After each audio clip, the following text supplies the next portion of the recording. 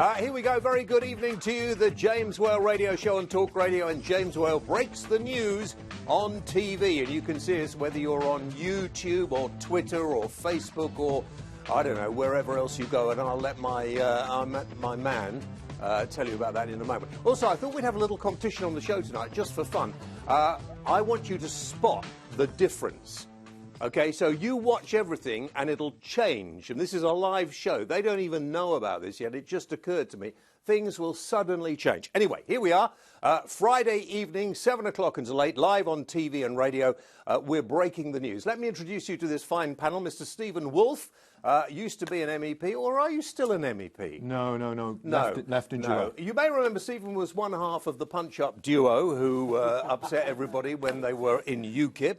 But he's now a thoroughly good fellow, and he's come on the programme tonight. Andre Walker, who was sitting here before, but I can't have him sitting that close to me because he's got such a loud voice. Haven't you? Well, it's that or the rabies. Yeah. So it was the loud voice you objected to, so I'm fine with that. I'm glad the rabies has been healed. And Fraser Myers from or even Spiked Online. It started already. Hang on. OK.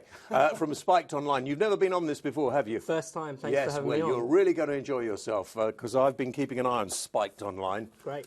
You'll get it tonight. Annabel Denham, who, of course, has not, she reminded me, been on this programme, but she's been on the radio show many, many times.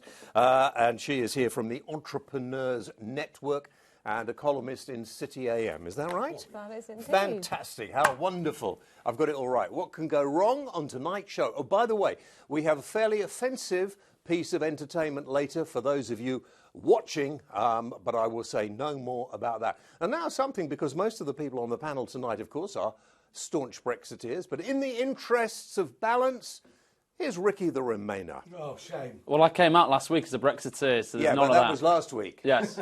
You're coming out this week as somebody who actually says that they're not male or female. So, I mean, what's going on there? Well, James, I just follow whatever you do. What are you doing at the moment? You male I'm or female? cauliflower at the moment. I feel I want to sort of identify as a cauliflower. Right. Well, I'm a pair of Brussels sprouts. All right, I'm going to be a hedgehog. Would you like me to keep an eye on social media? Would you like to explain? Well, okay. yes. Well, if you want to get involved on tonight's show, you can message us on YouTube, Facebook, Twitter and Periscope, and I'll keep a beady eye on all of your comments as they come in. Yeah, and also, could you try not to be as argumentative tonight? I noticed on Twitter a lot of people get very upset with you. But yeah, they do, because I'm right. No, you're not right. No, I'm right, and they try to correct me, and I then correct them again. No, you're not right. Well, I am. He's a dangerous left-wing Yeah, extremist. he is very, very dangerous. A Corbynista within our midst. Right, I want to start off with this question.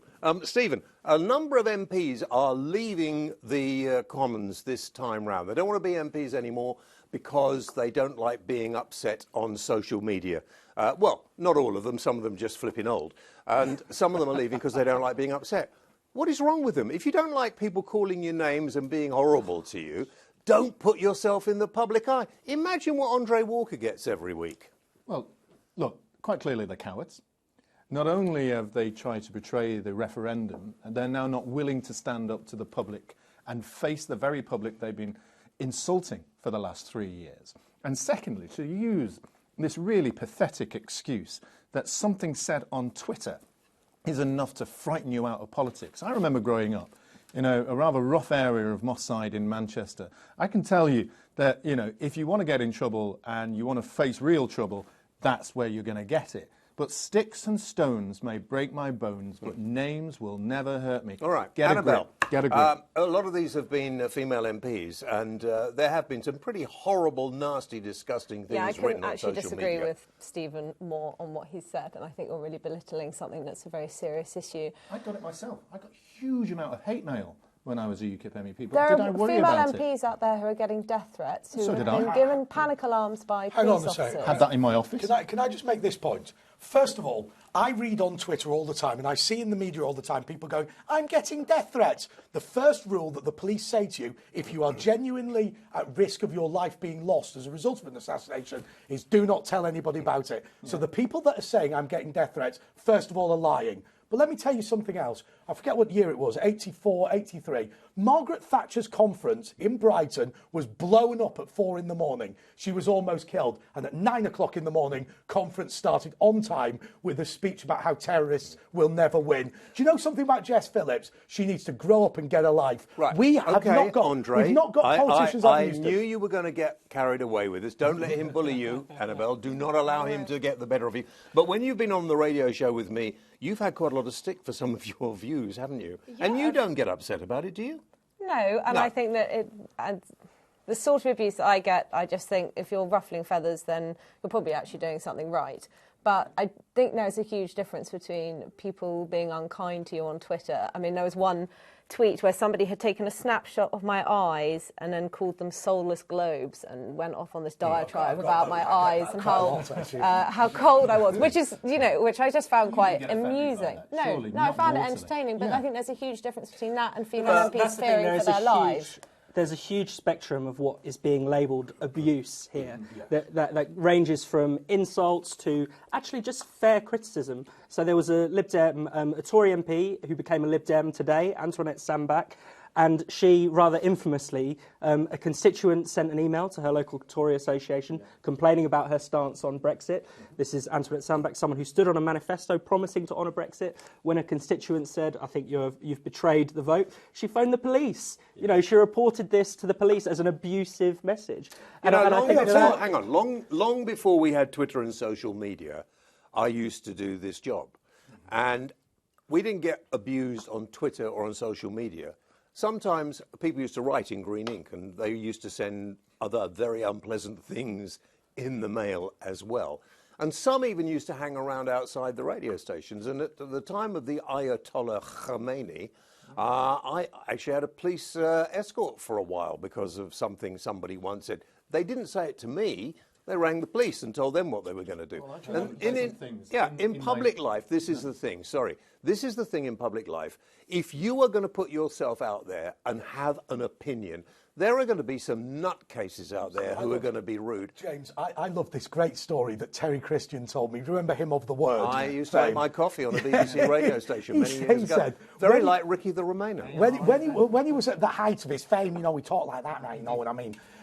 He said he was in this pub in London that was absolutely rammed. And he said this bloke picked his way through the whole crowd. It took him 10 minutes and he walked up and went, "You are," and then dropped the C-bomb. Yeah. And Terry Christian went, "Well, what's worse than me being the C-bomb? You've spent 10 minutes picking through the crowd in order to tell me. You're the sad individual, not me." And the bloke apparently went, "All right, fair enough," and went off. The first time I ever got recognised, after I'd done my TV show for a while, I was walking through King's Cross Station in London, and I come down from Yorkshire, and somebody went, "Oi, Whaley!" And I thought, "Oi, that's pretty good, isn't it?" I turned round, and he used a word beginning with W. Hey, so I've never turned around again. I've got a great one. William Hague always tells this story about, remember, he got married when he was Conservative Party leader, and British Airways had leaked about where he was going for the honeymoon, lies, and he flew somewhere, I don't know, in the Caribbean or whatever, miles away, because he thought, I'm only doing a 4-day honeymoon. By the time the press work out where I'm going to, it'll be too late, I'll be home. And he said, I walked out, I get the phone call from Conservative Central Office saying, "Don't worry, the press are in the wrong place." He said, I walked out in my trunks with Fionn and somebody opened the window of the hotel and went, "Hey, Baldy Hague!" And that was it. He said, well, that lasted 10 minutes. Well, right. OK, just to finish this, Annabel, you made a very good point. Some of the disgusting and really nasty and vicious things that people say, particularly to women, although they say it to guys as well, some pretty nasty stuff. It is horrible, and that's how some people are. There's some really nasty people around. But I honestly think if you're going to go into politics, you're going to get a lot worse thrown at you than that. But I don't want to undermine some people who are very frightened and very worried about it and very concerned about it. And I think it's their families as well. I mean, the last time I was on your show, we were talking about Jacob Rees-Mogg, who was walking through the streets of Westminster with his son, and he was having people hurling abuse at him. And those people should have been prosecuted. Absolutely. But, he's still going to walk down the street with his son. That isn't going to perturb him. Ricky, anything you would like to add? No? OK, well, moving on. No, I'm with Annabel on this. I just don't know what the difference is, because I think female MPs are targeted much, much worse in terms of death Well, I threats don't know and whether they harassment. are they? No, There no. was a survey around the time of They the are. last election that showed that the MP getting by far the most abuse was Jeremy Corbyn, followed by Theresa May, followed by, it was kind of an even split, really. I mean, Yeah, there but are I'm talking about I people think like the Dawn tone, Butler that goes on a tube and then is harassed by a man and then it goes to court. Or, I know other MPs have the same thing about Anna Soubry as well, being harassed as Yeah. she walks out of culture. Well, now, look, I'm not trying Those people who do that physically, they need locking up, and they need locking up for a lot longer than they get locked up now. I would absolutely agree with you. I don't think between they should- Twitter and real life, and this is where, as a lawyer growing up, we obviously have assault charges, battery charges, grievous bodily harm. We have criminal procedures in place. What I fear about this is just through the back door, they're attempting to try and close down freedom of speech and debate in the argument that on Twitter you're going to get frightened by it. Real life frightens you much more than what's said in 180-odd words. Right, I'm going to move on. Okay, Ricky, do you have any interesting? Yes, I mean, the best comment that's coming so far is from Sceptical One, who says James Well has been a cabbage for years, and I'll leave it at that. That's a good line. And you see, I'm not really offended. Only slightly. But if I find out where you live. Anyway, listen, shall we talk about the election? Because next week we probably have to be far more balanced. What are the chances now that Nigel has come out and said what he said? What are the chances that Jeremy Corbyn is going to become Britain's next Prime Minister, Annabel? I think that a lot of Labour MPs are feeling quite depressed at the moment about their prospects, but in fact, they stand a pretty good chance. I mean, what we're looking at is a very asymmetric race in that the Conservatives have to win a majority if they are going to get into power, whereas because nobody will form a coalition with them. Whereas if you're the Labour Party, then you have got certain options. Now, I know John McDonnell has said that he'll rule out a coalition, that he wants to would have a minority government. But I think that the Labour prospects, worryingly, are looking pretty good. But it's very, very hard to call. But I think we'll probably have a hung parliament. Do you think, as somebody who represents businesses and growing businesses and small businesses, people who want to start businesses, that is going to be more difficult if there was a Corbyn government? Yes, absolutely. I mean, some of the rhetoric that he's come out with, some of the wacky ideas that he's suggested around business, just yesterday, Labour MP, I can't remember what his name, was saying that nobody should be a billionaire in the UK. I mean, they really want to stamp out wealth creation. It seems to belie a total misunderstanding of how our economy works. So yes, it's extremely alarming. Fraser, what do you think about this? Because it seems when Jeremy Corbyn has launched his manifesto, if you like, it seems that anybody who is doing reasonably well in society is not a nice person. Well, I mean, I don't agree that you can say whether someone's nice or nasty on the basis of whether they're wealthy. But, I mean, I think there is a populist tone to his message, and it's actually his economic message that resonates the most with people out there in the country, people who have been struggling, certainly for the last 10 years, certainly in a lot of the places that voted Leave and things like that. It's actually the other stuff that people dislike the most about Labour, ironically. So What stuff? It's their stance on Brexit is terrible. Their addiction to identity politics. Anti-Semitism. People don't like that either. Thank God. Actually, if what the election, Corbyn could do well in the same way that he did well in 2017, if he hammers home that economic message and takes it away from what I think the election should be about, which is Brexit. Okay, Andre. It seemed that everybody laughed at the idea of a Corbyn government, but now people are beginning to think there is a possibility. Yeah, and I think in 2017 people didn't believe Jeremy Corbyn was going to win, and so they were willing to vote Labour. I think now that people are concerned that he might win, there is a major problem. But one thing I'd love to get away from in this election is this ridiculous left-right split idea.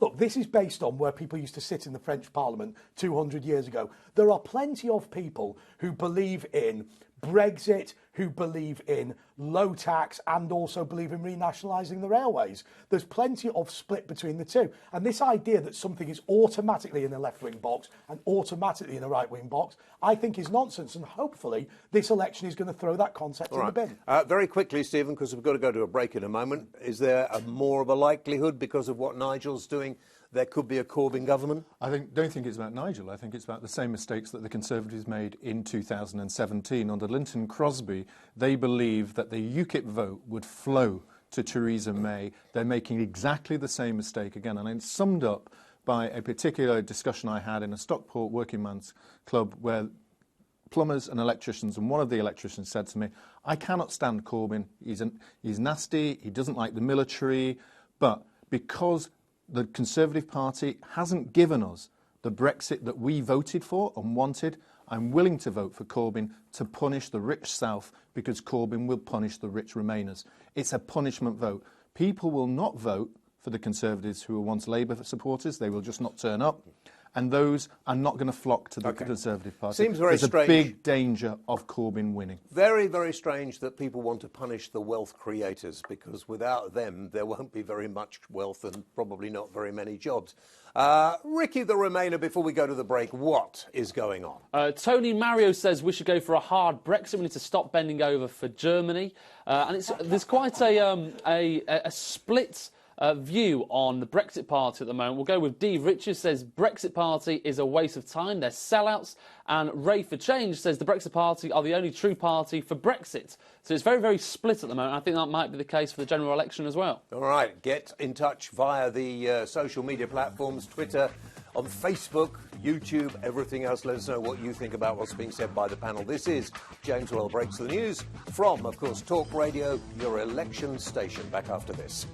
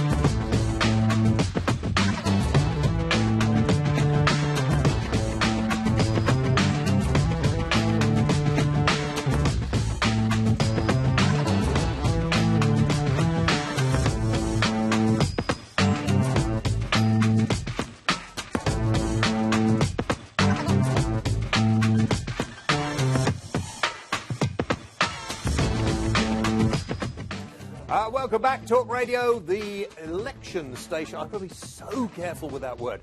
Welcome back. The radio show, of course, on till 10 o'clock tonight, but the first hour, if you can get onto YouTube or Facebook or, why am I telling you this, or Twitter, you can see the programme we call Break the News, where we have a look at some of the news stories of the week, mostly with a panel of extremely mouthy people. But then we have Ricky the Remainer, who is in charge of our social media content as it comes in. And Ricky, what have you got today? We will start off with Meghan on Twitter, who just said... Oh, may I say how much I think the press is really nice to you, Meghan. I love what you're doing with Harry, and I am a big, big fan. A different one, surprisingly. Amazingly, Meghan doesn't just call into a radio show like some of our rival stations claim happen. But moving on. Only Corbyn will deliver a Brexit vote which is fair and equal for the entire country.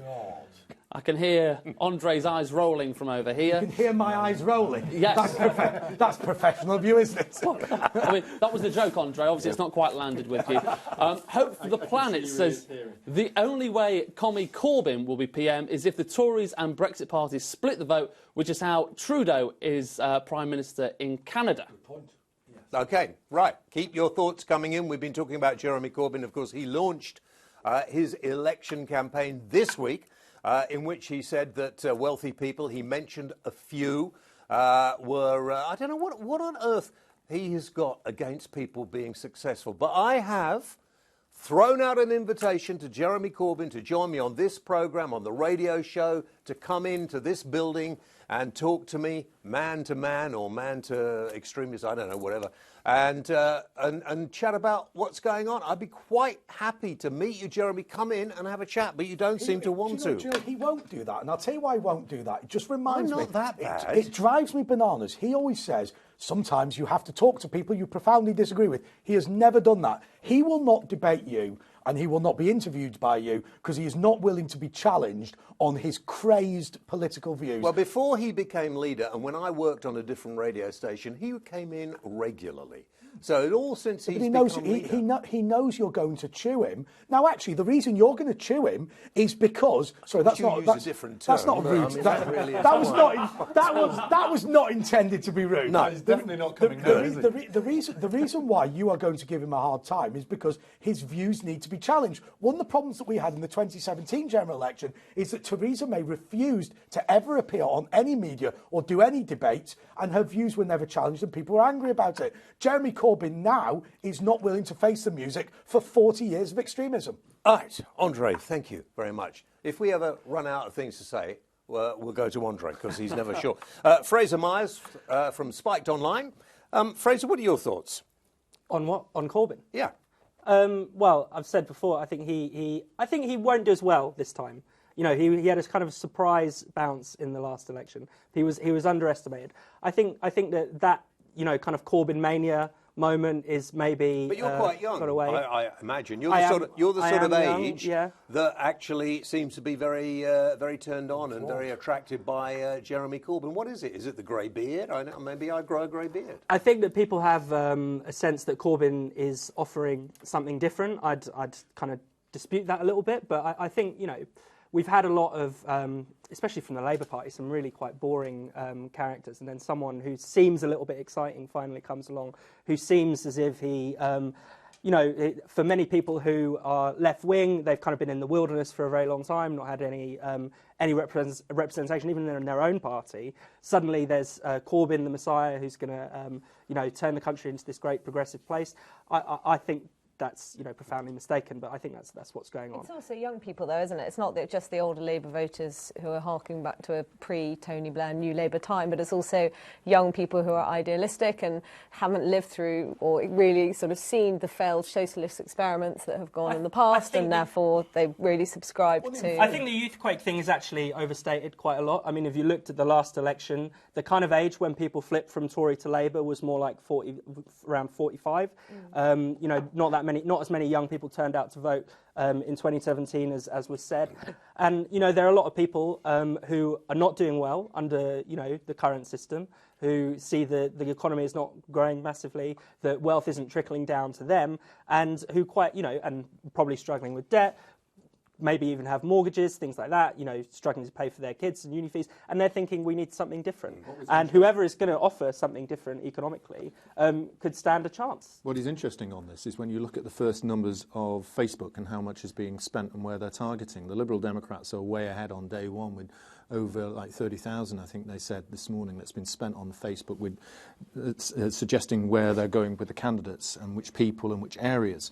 But Jeremy Corbyn spent his first bunch of money going for over 55-year-old men, and he's targeting them. And clearly, what you think about that is that over 55-year-old men are the ones who predominantly voted for Leave.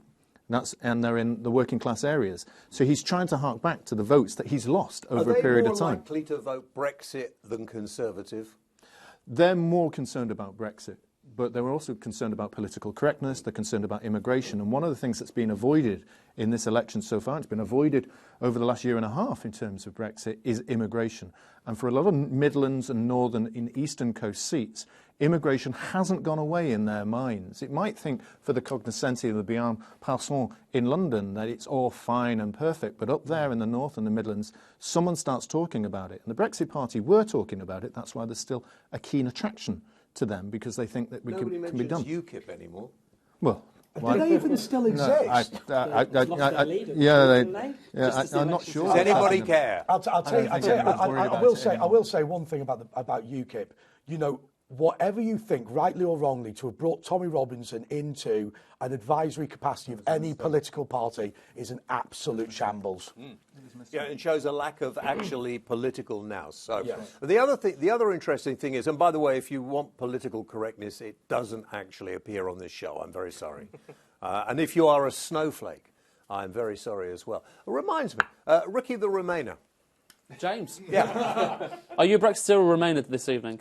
This evening, I'm an intelligent person who has realised that the European Union is not so much a union, more an empire. And you identify as a cabbage. And I identify now as a hedgehog. Oh, thank you. We'll start with Max Crook, who says the Brexit Party need to calm down on their pact with the government. Number 10 will reject it because it goes too far. It'll split the vote and stop Brexit from happening altogether, which is, I think, a fair analysis so far. Nom Nom on YouTube. I don't think that's their real name. Nom Nom. Nom nom nom nom. Nom nom nom right, nom. nom nom. Says it's a shame that Boris is being blamed for an impossible situation. He got the best deal he could through Parliament. Kudos to him. I'm voting Tory. And Katie Brentwood, she says my MP is Michael Gove.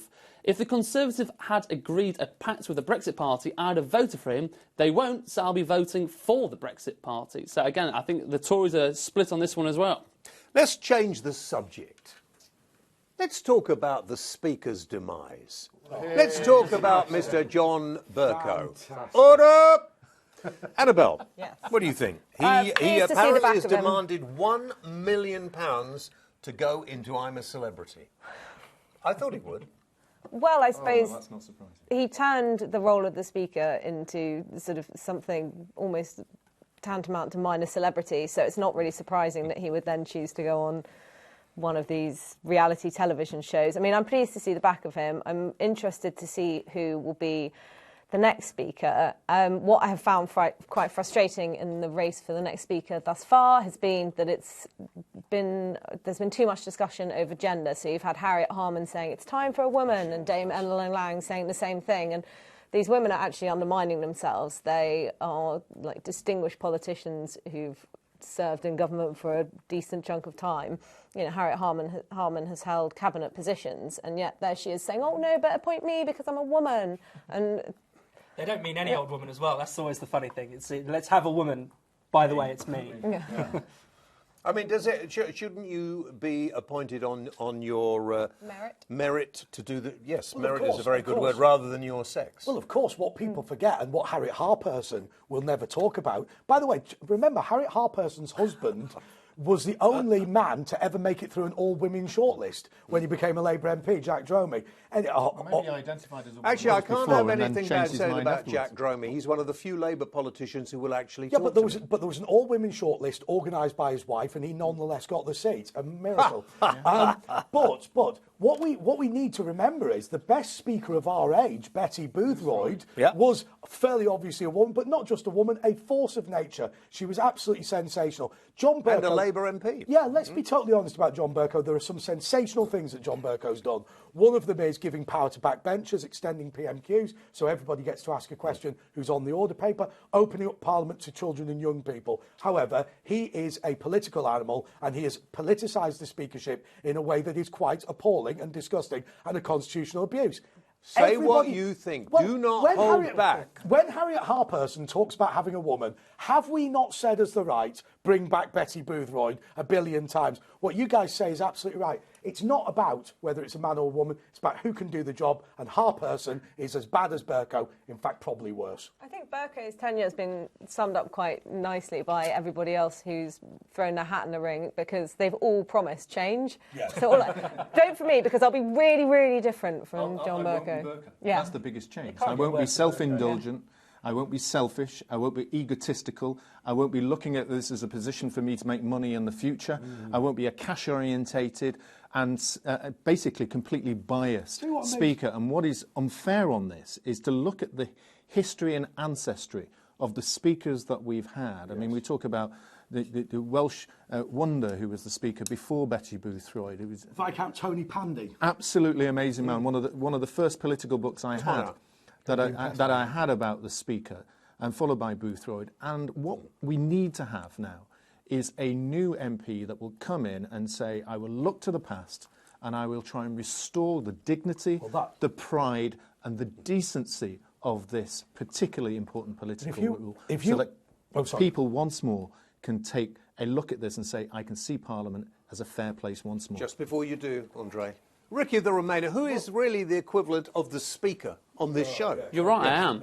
I've waited for that for a while. No, but couldn't you say that actually John Bercow did a good job? And I know you appreciated that he did a good job in speaking up or allowing the time for backbenchers. But let's say, for example, the Letwin Amendment, which very much ruined everyone's Saturday if you were working it. But didn't that actually do a good job? Because he actually represented Parliament quite well, because the amendment obviously blocked Brexit from happening. So didn't he actually kind of see Parliament in a very accurate way and represent it quite well in terms of picking the amendment?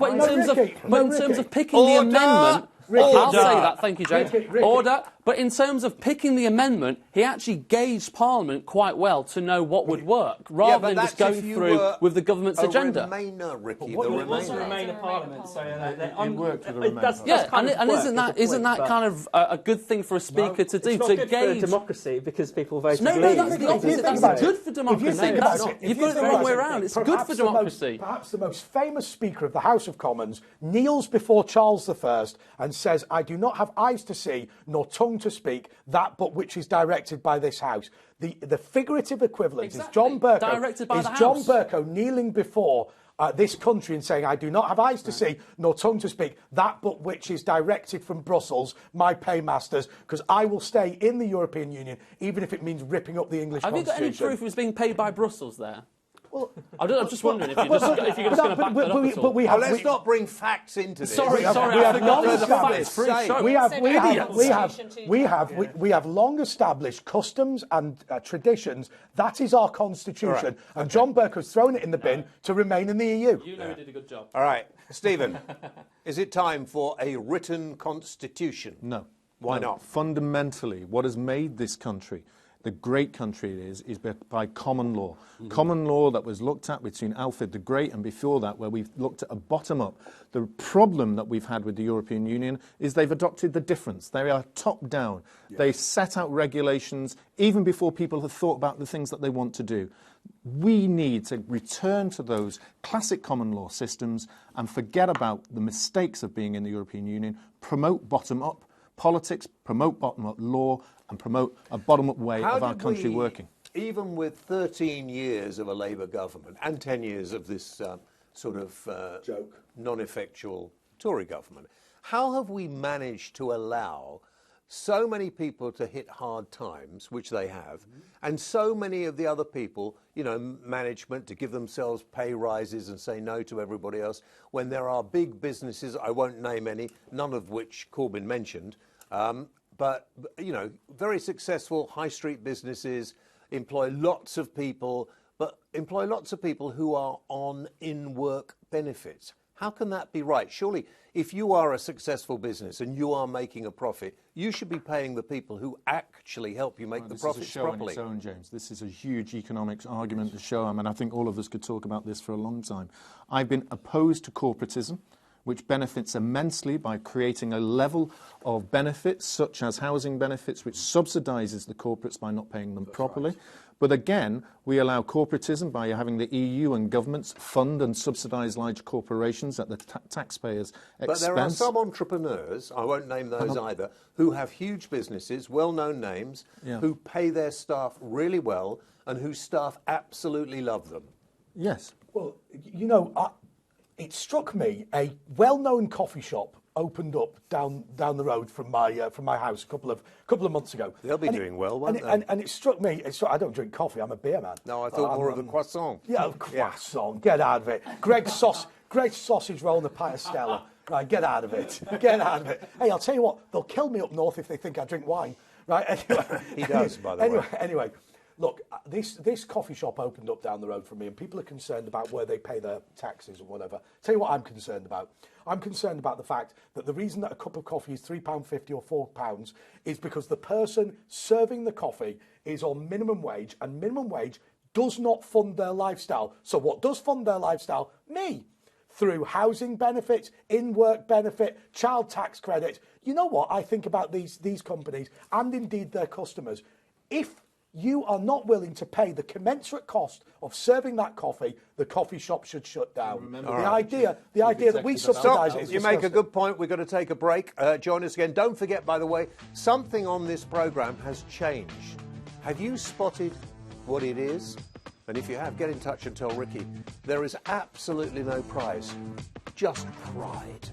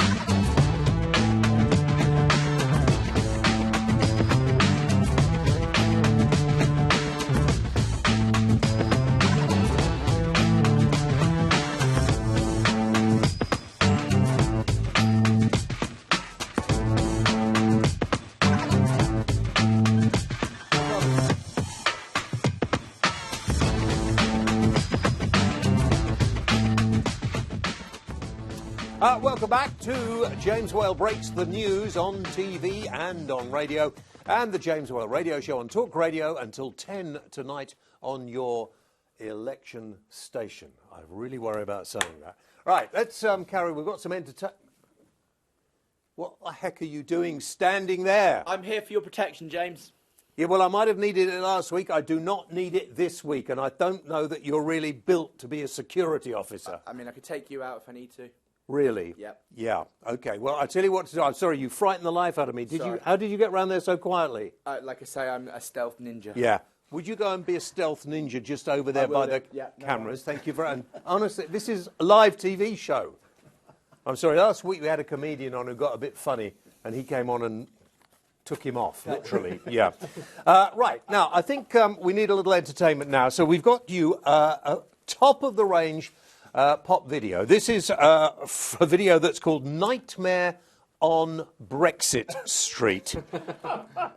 And it's by the Bumping Heads.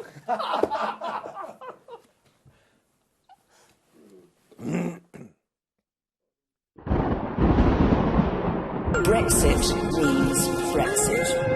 I'd rather be dead in a ditch. 31st. 31st, correct. Come what may. Come what may. Do or die. Come what may. Do or die. Come what may.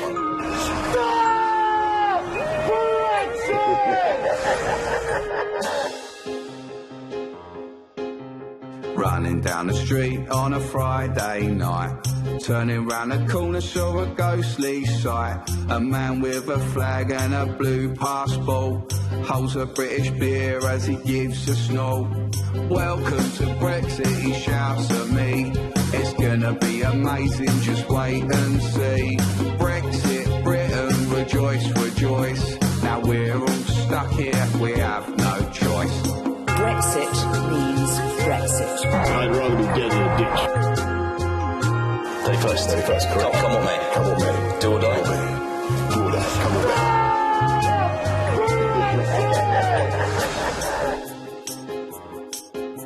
I'm in a sort of hurry cause the A&E's closed. I'm worried about my mate cause he's decomposed. Waiting for an ambulance since 2:30. Doctor says he's fine cause it's Brexit flu. We're doomed in Brexit town. We're all out of bog rolls cause it costs £10. Brexit, trick or treat. In just a few decades we'll be back on our feet. We're taking back control, mate. We're taking back control of our sovereignty.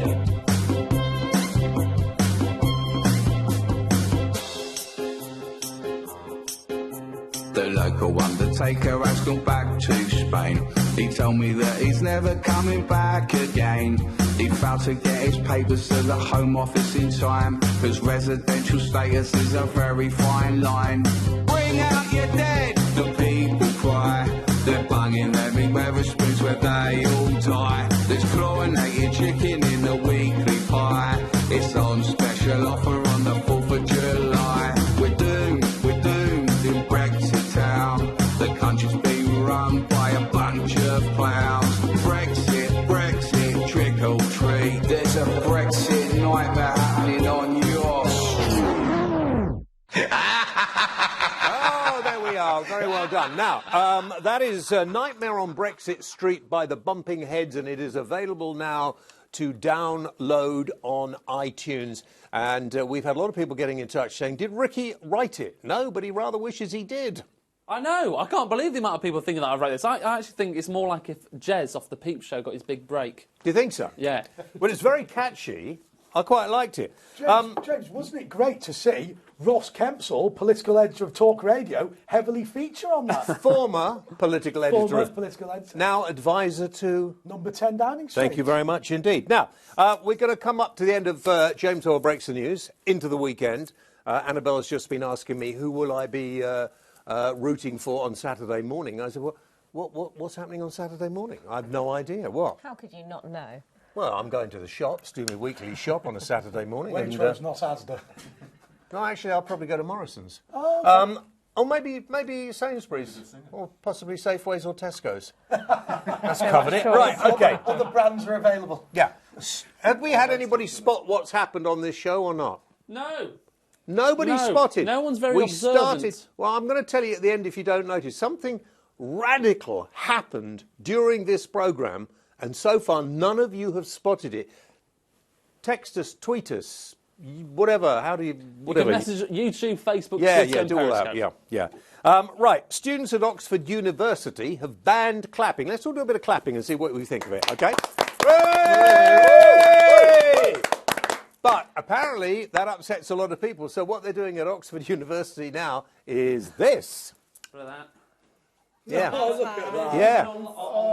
That is the most ridiculously stupid thing I've ever heard. Those three wouldn't last 5 minutes round our way, would they? No, they'd be gone. Can I just say that I'm deeply offended by the jazz hands because it is cultural appropriation of jazz music, which is a black art form. Well done. I think it's racist. I think it is. Yeah. Racist. I'm Definitely deeply racist. concerned about this. I'll tell you what, I would love to go to Oxford to those three losers and accuse them of racism in front of everyone. They'd go That's crazy, right. There will be. Well, hang on. Oxford is only following what Manchester did the year before. Yeah, but Manchester University is a den of Europhiliac sickness and political correctness and wokeism as well. Yeah, Dreadful. it's gone down. It's gone downhill. I mean, really, any serious parent would be looking at Manchester and thinking, I cannot allow my child to go there because they're in serious problems when they come back. They'll never recover. Never recover. Hang on. On a serious Never point, recover. why? I mean, it's been a few years, but I used to be invited quite often to go and do debates at Oxford.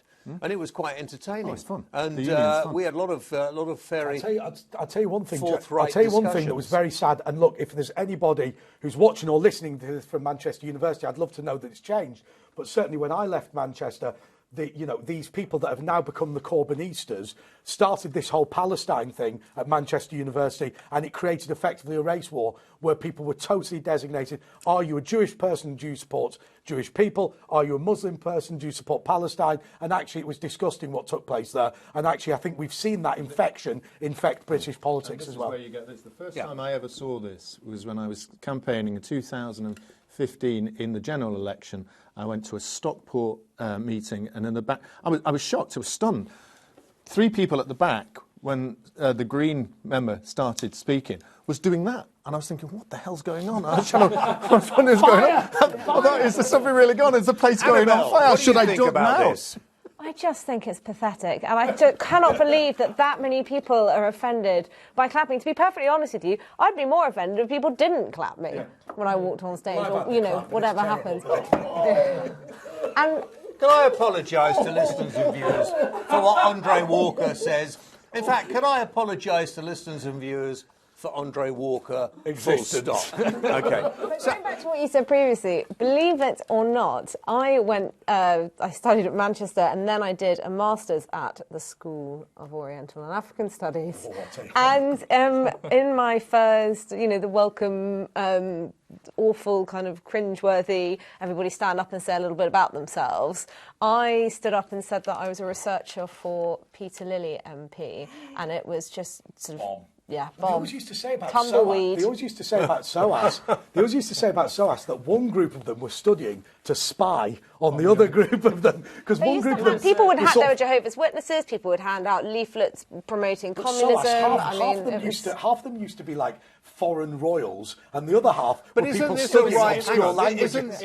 Isn't this a rite of passage for young people to do this and Maybe. find out where they are?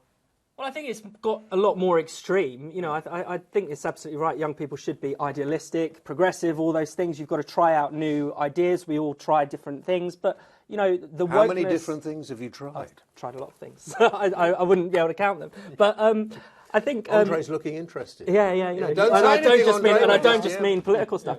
But no, I think the wokeness that we're seeing now has become so extreme, and actually it's permeated wider society. It's fun to poke fun at students, but what's worrying is that we have MPs who believe this rubbish. But isn't it interesting that we have this very politically correct, very offended by almost anything you do society, yet we have this terrible rise in violent crime amongst kids as well? Let's ask for the views and thoughts of a younger person, but not for much longer. Ricky the Remainer. Yeah, I'm with you. It's just a load of nonsense. From this, I'm pretty sure it's just a union, and I'm sure it'll be a certain sect within the union, because as soon as you see any of the sports clubs, none of them are going to be doing it. None of the cool people are going to be doing jazz hands. Hang on. They look pretty cool. Well, I don't know who you went to school with, James, but not on my watch. No, but the issue is here. Let's say if you're watching a football game, the whole idea of applause is either showing appreciation or trying to build an atmosphere. How you do that in absolute silence is painful. It's almost a bit like this show.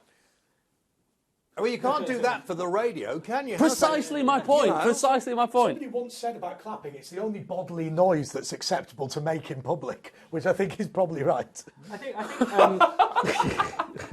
But I do look at these and I think, what are they? They're actually just pretending they're candidates for the Labour Party in the future. That's what they're doing. That's what's on their CV. Hey, you know what you want to say about them lot? There's a lack of diversity. Right? and also, I bet that top, the grey stripe one, was made by slave labour in Indonesia. Yeah. So they're the worst of them all. And we don't know that, Andre, and we must say it might be perfectly well made by a very intelligent, clever person.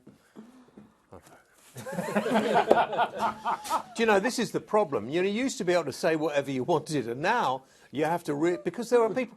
You know, you worry about people being offended, saying, "I'm going to kill you, I hate you, or I'm going to finish you." I'm more worried about people saying, "Oh, I'm very hurt, I'm going to complain." Yeah, I'm going to be worried that 3 people come behind me and go. Now, before we finish, Ricky, quickly, have you got any intelligent social media? Very quickly, Vince Brown says, "Hi there, baloney," I say, to Burko, the EU fanatic. He did not use the word baloney. I've inserted a word for you. We've also got a nice little conversation going on within Conversations. We've got a nice community of people messaging now. Very quickly, people are very worried about the Brexit Party and how they're going to split the vote. Some people think this bloke's being ironic. Others are worried that it's going to be the same thing that UKIP have, which obviously was the demise of UKIP, and as we've seen with Richard Brain just yesterday. Right. OK, before we go, what has been different in the programme? Only one person has got this right, and it was the guy that was stood behind you before. So I don't think it counts. What? Him? Yeah, the ninja. He's the only one who He's the noticed. only person that's got it right, so I have a feeling it doesn't count. So it's a rollover, it goes over to next week. I'll tell you on the radio after the news. In the meantime, from us on James Well Breaks the News, jazz hands, everybody, before we go. Thank you very much indeed. Join me after the news. My thanks to the panel tonight.